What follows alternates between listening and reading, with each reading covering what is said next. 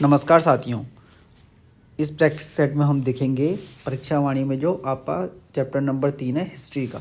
ठीक है, चलिए बात करते हैं हमारे पहले प्रश्न की। परमार वंश का आदि पुरुष या आदिनाथ किसे कहा जाता है? तो आपको पता है किसे कहा जाता है? अजयपाल को, है ना। अजयपाल को आदि पुरुष या आदिनाथ कहा जाता है। गढ़पाल भी इन्हें कहा जाता है क्योंकि इन्होंने क्या किया था, 52 गढ़ों को जीता था। ठीक है, परमार वंश का वास्तविक संस्थापक भी अजयपाल को ही कहा जाएगा। ठीक है, संस्थापक तो कौन थे? कनकपाल थे, लेकिन वास्तविक आएगा तो अजयपाल ही आएगा। चलिए अगला प्रश्न हमारे पास है, परमार वंश का संस्थापक कौन है? तो मैं आपको बताया कि परमार वंश का संस्थापक कौन है? कनकपाल। ठीक हो गया। चलिए, कवि भरत ने अपनी पुस्तक मानवोदय काव्य में किस परमार वंश के राजा की तुलना कृष्ण, युधिष्ठिर, भीम, कुबेर से की है? तो किसकी की है? अजयपाल। ठीक हो गया। चलिए प्रश्न हमारे पास है, निम्न में से अकबर के समकालीन कौन सा परमार शासक था?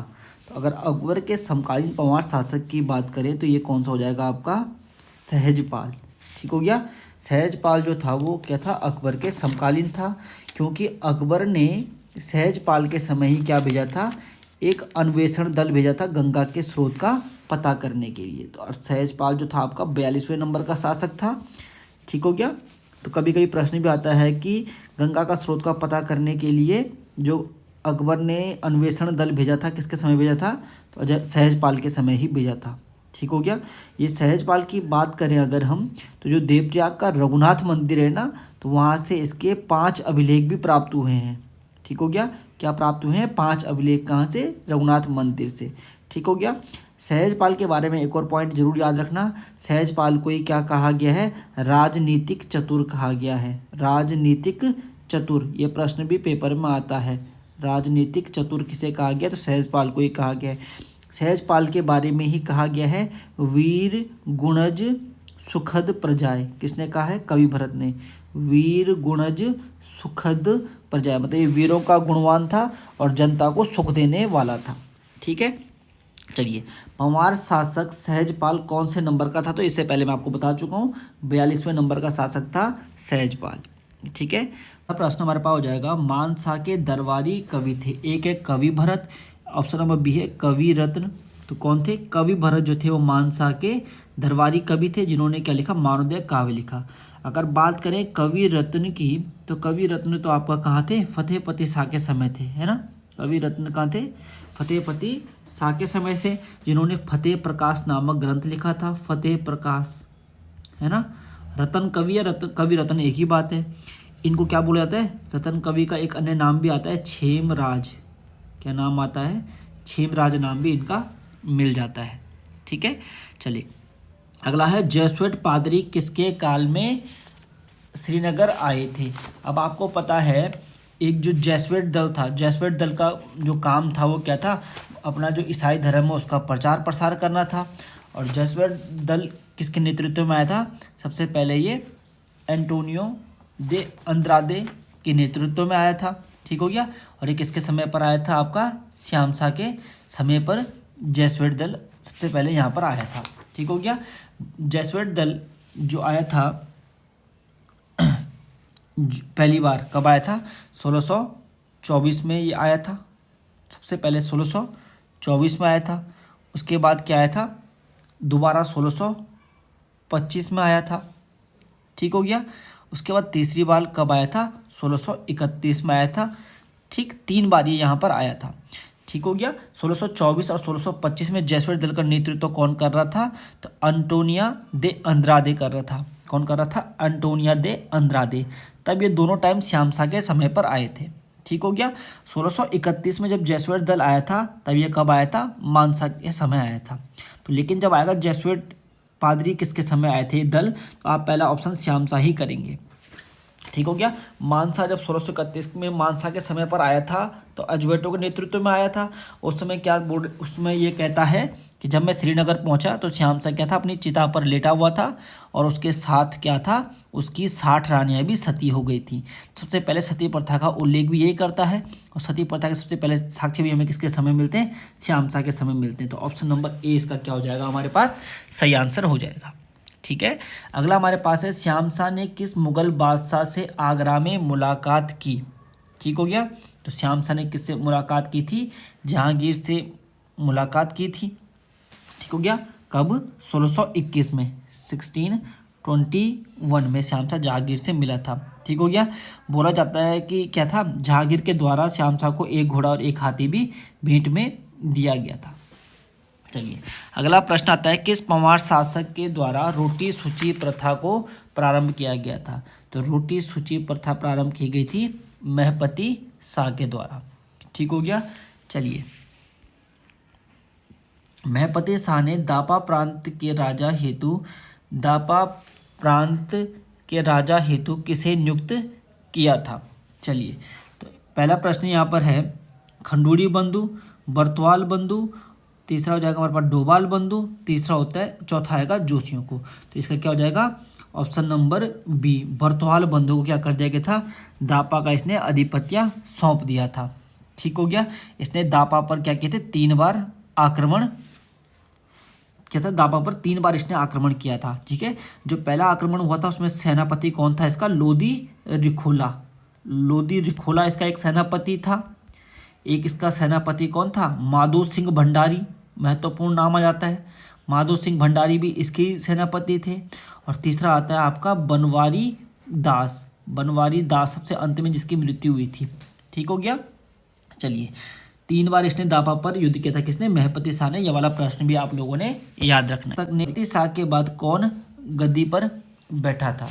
ठीक हो गया, चलिए तो पहले देखिए, आपको देखो जब भी आप लोग क्या करेंगे, ये चीज़ें पढ़ रहे हैं ना, तो आपको क्या करनी है, क्रम वाइज जरूर याद करना है, क्योंकि एक प्रश्न इस प्रकार से जरूर आता है। ठीक हो गया, तो महपति शाह के बाद वैसे तो रानी कौन गद्दी पर बैठता है, तो आपको पता है महारानी कर्णावती गद्दी पर बैठती है।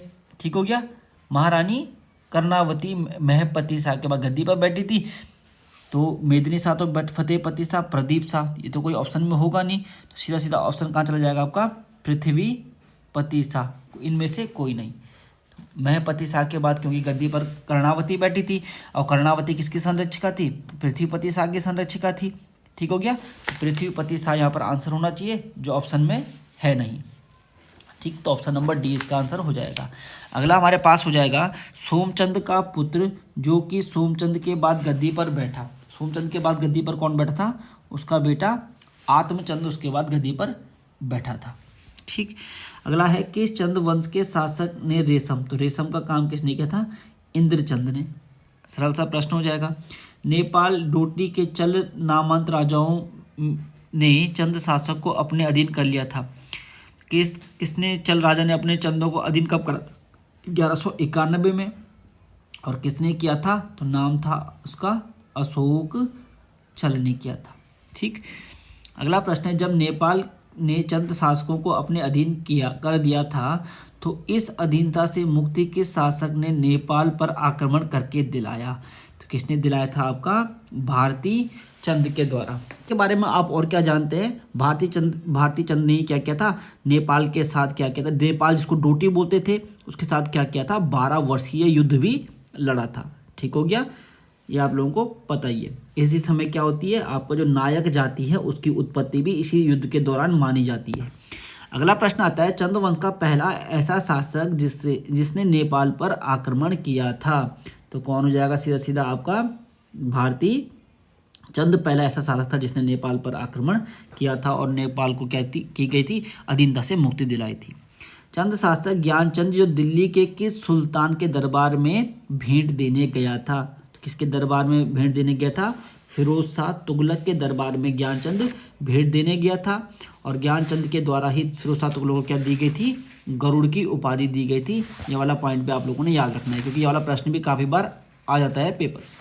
ठीक, दिल्ली के सुल्तान फिरोज शाह तुगलक को भेंट देने पर ज्ञानचंद को फिरोज शाह तुगलक द्वारा कौन सी उपाधि दी गई। देखो अगला प्रश्न ये आ गया, तो कौन सी उपाधि दी गई थी, गरुड़ की उपाधि दी गई थी। कि चंद शासक के द्वारा मनाकोटी राज्य को जीतकर चंद राज्य में मिलाया और राजधानी को चंपावत से अल्मोड़ा किया गया। ये आपका मनाकोट है वैसे, है ना। तो किसके द्वारा? बालो कल्याण चंद के द्वारा। आपको पता है बालो कल्याण चंद ने क्या किया था? चंपावत से राजधानी अल्मोड़ा ले गया था। कब ले गया था? 1563 में ले गया था। ठीक। अगला प्रश्न है, निम्नलिखित में से अकबर का समकालीन राजा कौन था? अकबर का समकालीन कौन हो जाएगा आपके पास? रुद्रचंद। ठीक हो गया। रुद्रचंद क्या था? अकबर का समकालीन शासक था। बात करें रुद्रचंद की, तो रुद्रचंद ने क्या किया था? 1587 में अकबर की अधीनता स्वीकार की थी। अगर प्रश्न आएगा अकबर की अधीनता कब स्वीकार की, तो 1587 में की थी। और अकबर से मिला कब था ये? तो 1588 में मिला था। कहाँ पर मिला था? तो लाहौर में मिला था। ठीक है। चलिए, अल्मोड़ा का मल्ला महल के चंद शासक के द्वारा बनाया गया है। तो मल्ला महल बनाया है किसने? रुद्रचंद ने। तो वहीं अगर आएगा तल्ला महल, तो तल्ला महल में आपने करना है उद्धूत चंद। उद्धूत चंद। ठीक। न्यायावली व विष्टावली कचहरी खुलवाई और बंदोबस्त कार्यालय किस चंद शासक के द्वारा खुलवाए गए थे? तो आपका न्यायावली विष्टावली जो कचहरियाँ थी वो लक्ष्मी चंद के द्वारा प्रारंभ की गई थी। इसके द्वारा सीमा सूचक प्रस्तर होते हैं ना, जब हम कहीं जाते हैं तो लिखा होता है पत्थरों पे कि ये इतना किलोमीटर दूर ये वाला नगर आएगा, तो उनको बोलते हैं सीमा सूचक प्रस्तर, लैंडमार्क जो होते हैं, वही भी इसने लगवाए थे। ठीक है। प्रश्न हमारे पास है, शाहजहाँ द्वारा किस चंद शासक को बहादुर व जमींदार की उपाधि दी गई थी? अब इस प्रश्न का तो देखो, अगर बात करें तो शाहजहाँ तो शाहजहाँ का कार्यकाल 1628 के बाद हमको मिलता है ना। और यहाँ पर तो ऐसा कोई ऑप्शन बन नहीं पा रहा। इस क्वेश्चन को एक बार चेक कर लेना, शायद ये थोड़ा सा मिसप्रिंट लिखने में हुआ है ना। अगला देखना, थल में एलोरा के कैलाश मंदिर जैसा एक हथियार देवाल का निर्माण किस शासक के द्वारा करवाया गया था? तो ये करवाया था आपका बाज बहादुर चंद ने। अब शाहजहाँ तो बाज बहादुर चंद के समय था ना, यहाँ पर कहीं बाज बहादुर चंद ऑप्शन में है ही नहीं, तो थोड़ा सा दिक्कत इस क्वेश्चन में हो रही है ना। चलिए, तो बाज बहादुर के समय क्या बनाया गया था? एक हथियार देवाल बनाया गया था। कहाँ पर है वो? पिथौरागढ़ में आपका एक हथियार देवाल हो जाएगा। चंद राजाओं में नेपाल पर आक्रमण करने वाला दूसरा चंद शासक कौन था? आपका उद्धोत चंद। उद्धोत चंद के द्वारा आपका डोटी की या नेपाल की दोनों राजधानियों को जीता गया था। ठीक है। ये वाला प्रश्न भी आता है, गढ़वाल नेपाल की शीतकालीन और ग्रीष्मकालीन राजधानी को किसने जीता था? तो आपका उद्धोत चंद ने। ग्रीष्मकालीन राजधानी अजमेरगढ़ थी, शीतकालीन राजधानी जुराइल दीपाइल, है ना। ये प्रश्न भी आता है, जुराइल दीपाइल ये थी शीतकालीन, और ग्रीष्मकालीन क्या थी? अजमेरगढ़। ये भी याद रखना। ठीक हो गया। चलिए, कुमाऊं का स्वर्णकाल किस चंद शासक के शासनकाल को माना जाता है? तो जगत चंद के कार्यकाल को कुमाऊं का स्वर्णकाल कहा जाता है। जगत चंद के द्वारा ही क्या किया गया था? जुआरियों पर कर। ये वाला प्रश्न भी आता है, जुआरियों पर कर। तो जुआरियों पर कर भी जगत चंद के द्वारा लगाया गया था। कुमाऊं का मोहम्मद बिन तुगलक किसे कहा जाता है? देवी चंद को। कुमाऊं का विक्रमादित्य भी किसको कहा जाता है? देवी चंद को। विक्रमादित्य के चक्कर बनने के चक्कर में मोहम्मद बिन तुगलक बन गया था, है ना। चलिए, अगला प्रश्न है, महेंद्र चंद को नेपाल के गोरखाओं द्वारा कब और कहाँ हराकर समस्त कुमाऊं क्षेत्र को अपने कब्जे में कर लिया गया था तथा चंद वंश का अंत कर दिया गया था? आपको पता है 1790 में आपका महेंद्र चंद और नेपाल के बीच क्या हुई थी? लड़ाई हुई थी हवालबाग में। कि चंद राजा द्वारा त्रिवेणिक धर्म निर्णय उषा रागोदय नामक ग्रंथों की रचना की गई है? तो आपको पता है जो हमारे चंद वंश के शासक थे रुद्रचंद, तो रुद्रचंद क्या थे? संस्कृत के बड़े ज्ञाता थे, और इन्होंने ही 4 ग्रंथों की रचना की थी। एक था त्रिवेणिक धर्म निर्णय, ये किस पर था? सामाजिक व्यवस्था पर आधारित था। एक है आपका उषा रागोदय, एक था आपका ययाति चित्रम, और एक था जो पक्षी आखेट पर था, आपको पता भी है, सैनिक शास्त्र। ये किस पे था? पक्षी आखेट पर स्थित था। ठीक। अगला है, चंद शासकों के समय उनका राज्य चिन्ह तथा मोहर झंडों आदि पर क्या अंकित किया जाता था? तो चंदों का जो राजकीय चिन्ह था वो क्या था? गाय था। सही सुमेलित नहीं है। ठीक है, ये वाला आपने बताना है। जालिम कमिश्नर ट्रेल, कुमाऊं का बेताज बादशाह रैमजे, निर्बुद्ध कमिश्नर लूसिंगटन, न वकील न अपील न दलील की सरकार, गलत हो जाएगा, है ना। देखो जालिम कमिश्नर ट्रेल सही है, हेनरी रैमजे बादशाह भी ठीक है, निर्बुद्ध कमिश्नर गलत हो जाएगा, न वकील न अपील की सलाह को किसको बोलते हैं, ट्रेल को कहते हैं। तो ऑप्शन 3 और 4 क्या हो जाएगा, इसमें सही सुमेलित नहीं है। गोरखा काल से चली आ रही दीप या दिव्य प्रथाओं का अंत किसने किया था, तो आपको पता है गोबान ने किया था। किसने किया था, गोबान ने, ठीक हो गया। चलिए, सबसे छोटा कार्यकाल किसका है, गोबान का 2 साल का कार्यकाल है इसका, है ना। इसके ही कार्यकाल में जांच करने के लिए बर्ड नामक अधिकारी यहाँ पर भी आया था, ठीक। कौन सा विकल्प सही नहीं है, भुवन सिंह खटीमा गोलीकांड में शहीद हुए थे, बिल्कुल ठीक है। बलबीर सिंह नेगी मुजफ्फरनगर कांड में नहीं बल्कि कहाँ हुए थे, मसूरी कांड में शहीद हुए थे, तो ये वाला गलत हो जाएगा आपका। अंग्रेजों ने गढ़वाल कुमाऊं पर आधिपत्य कब स्थापित कर दिया था, तो आपका हो जाएगा 28 दिसंबर 1815 को, क्योंकि इसी टाइम राजधानी बनाई थी आपका टिहरी में उसने, सुदर्शन शाह ने, और दोनों क्षेत्रों पर कौन आ गए थे, अंग्रेज आ गए थे। नैनीताल की खोज, सही कथन का चयन करें। नैनीताल की खोज पी बैरन, ठीक है। नैनीताल का नगरीकरण का श्रेय लूसिंगटन को, ठीक है। नैनीताल को पर्यटन नगरी के बैटन ने किया था विकसित, ठीक है ये भी। नैनीताल को स्कूली शिक्षा के केंद्र के रूप में रैमजे ने विकसित किया था, तो चारों ही क्या है आपके सही हो जाएंगे। कुमाऊं पर गोरखा आक्रमण के समय नेपाल का नरेश कौन था, तो कौन हो जाएगा आपका, रणबहादुर शाह थे, ठीक हो गया। यही हस्तिदल चौधरी अमर सिंह थापा को भेजते हैं अपने सेनापति के रूप में। पृथ्वी नारायण शाह से एक और क्वेश्चन आता है, इनको बोलते हैं आधुनिक नेपाल का विस्मारक, किसको, पृथ्वी नारायण शाह को। गोरखा शासनकाल में सेवा के बदले दी जाने वाली भूमि को क्या कहा जाता है, तो कहा जाता है मना चौल, भी इसका आंसर हो जाएगा। कौन सा कथन सही सुमेलित नहीं है, कुमाऊं पर गोरखा आक्रमण 1790 में, बिल्कुल ठीक है। लंगूरगढ़ की संधि गलत है, 1792 में संधि हुई थी। 1791 में उन्होंने गढ़वाल पर आक्रमण किया था, 92 में संधि हुई थी। नरसाई का मंगल भी आपका गलत हो जाएगा, ये 1792 नहीं बल्कि 1793 में हुई थी, काजी नरसाई के समय। प्रद्युमन शाह 1814 में 1804 को मृत्यु हुई थी, ठीक है। कौन सा कथन सही सुमेलित नहीं है, 2 और 3 सही सुमेलित नहीं है।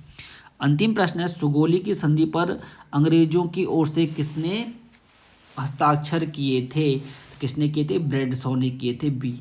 और गोरखों की तरफ से किसने किए थे, तो गजराज मिश्र जो उनके राजगुरु थे उन्होंने किए थे। आज के पेपर में इतना ही। अपने जितने भी मार्क्स आपके आ रहे हैं उसे कमेंट जरूर करें। धन्यवाद।